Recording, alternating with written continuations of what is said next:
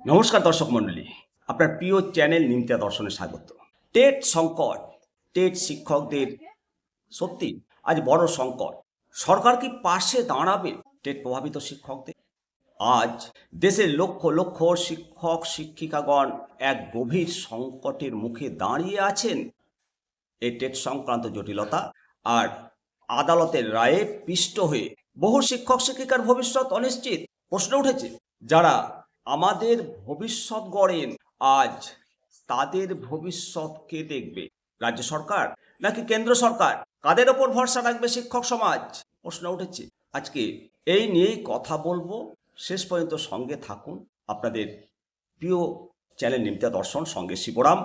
তো বন্ধুরা, সম্প্রতি রাজ্যসভায় এই টেট সমস্যা নিয়ে জোরালো সওয়াল করতে দেখেছি আমরা সাংসদদের। মাননীয় শিক্ষা প্রতিমন্ত্রী দেওয়া উত্তর ঘিরে শিক্ষক সমাজে মিশ্র প্রতিক্রিয়া দেখা গেছে। সুপ্রিম কোর্টের রায়ের পর যে আইনি জটিলতা তৈরি হয়েছে, শিক্ষকদের প্রশ্ন, অতীতে নিয়োগ পাওয়া শিক্ষকেরা কেন এই সংকটের শিকার হবেন? আজ দেশের 25 লক্ষ শিক্ষক শিক্ষিকা অনিশ্চয়তার মধ্যে দিন কাটাচ্ছেন। এটা ভাবতে পারা যায়? বন্ধুরা, আপনাদের এই প্রিয় চ্যানেলে আপনারা অনেকেই মতামত জানিয়েছেন।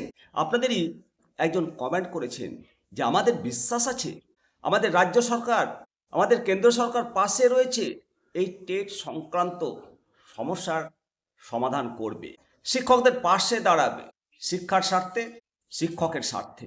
ঠিক এই আশাটুকু নিয়েই তাকিয়ে আছে সরকারের দিকে, সরকারের পলিসির দিকে পুরো শিক্ষক সমাজ।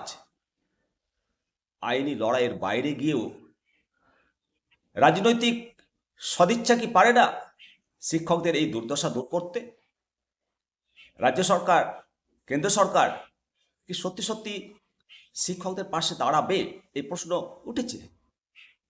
প্রিয় দর্শক মণ্ডলী, কমেন্ট বক্সে আপনার মতামত জানান এবং ভিডিওটি লাইক করে শেয়ার করুন। সমস্ত শিক্ষক তার পরিবারের কাছে পৌঁছে দিবেন আপনারা। ভালো থাকবেন। পরবর্তী